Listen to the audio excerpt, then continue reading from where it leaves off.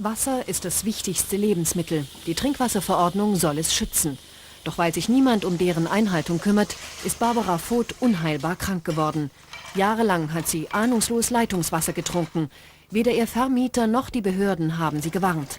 Treuen Glaubens hat sie sich auf Recht und Gesetz verlassen. Jetzt fühlt sie sich gelingt. 165 Mikrogramm pro Liter fand man im Wasser von Barbara Voth, obwohl es laut Gesetz auf keinen Fall mehr als 40 hätte haben dürfen. Die haben dann zuerst mein Blut untersucht und als dieses Ergebnis kam, haben sie gesagt, das kann gar nicht stimmen, solche Werte kann man gar nicht haben.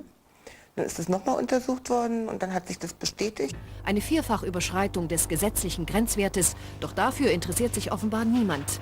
Die Folge? Jahrelang konnte das Blei unbemerkt im Körper von Frau Voth Schaden anrichten. Das Nervensystem und das Skelett sind angegriffen. Die Knochen werden zusehends löchrig. Hohe Giftkonzentration im Trinkwasser trotz Gesetz. Ein Einzelfall? Wir testen und nehmen Wasserproben aus 30 Hamburger Haushalten. Vor allem Familien mit Kindern gilt unser Augenmerk, da diese durch Blei besonders gefährdet sind. Ein renommiertes Kieler Institut untersucht die Proben. Das erschreckende Ergebnis: bei einem Drittel der Proben wird das Institut fündig. Ich rate diesen Betroffenen doch sehr ernsthaft, dass sie ein derartiges Wasser, welches die Trinkwasserverordnung ja bis zum Dreifachen überschreitet, auf keinen Fall für die Ernährung von Kindern heranziehen. Verseuchtes Trinkwasser durch Bleirohre, ein flächendeckendes Problem. 10 Millionen Menschen, so schätzen die Gesundheitsbehörden, müssen Wasser mit zu hohen Bleiwerten trinken. Wie ist es möglich, dass ein gesetzlich vorgeschriebener Grenzwert in diesem Ausmaß überschritten werden kann?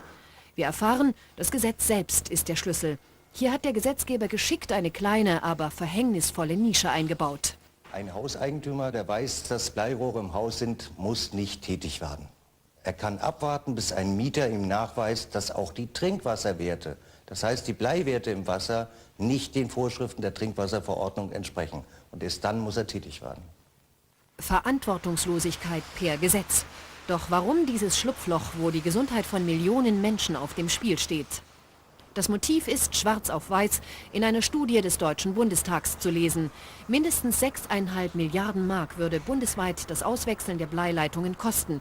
Und den Löwenanteil hätten die kommunalen Wohnungsgesellschaften, also die öffentliche Hand selbst, zu tragen. Zu teuer. Wo es ums Geld geht, steht die Gesundheit hinten an. Doch das gilt nicht nur für Blei im Trinkwasser. Die Fahrlässigkeit geht beim Werkstoff Kupfer weiter. Seit über 10 Jahren ist bekannt, dass Wasser aus Kupferrohren für Babys gefährlich werden kann. Doch davon wissen die meisten Eltern nichts. Auch die Mutter des heute 4-jährigen Jannik machte die Babynahrung für ihren Sohn vertrauensvoll mit Wasser aus der Leitung an. Jannik hat dies fast das Leben gekostet. Bereits 1983 starb ein kleines Mädchen an Kupfervergiftung. Seitdem sind 27 Fälle dokumentiert worden. 16 der Kinder sind verstorben. Die Dunkelziffer dürfte nach Meinung von Experten noch deutlich höher liegen.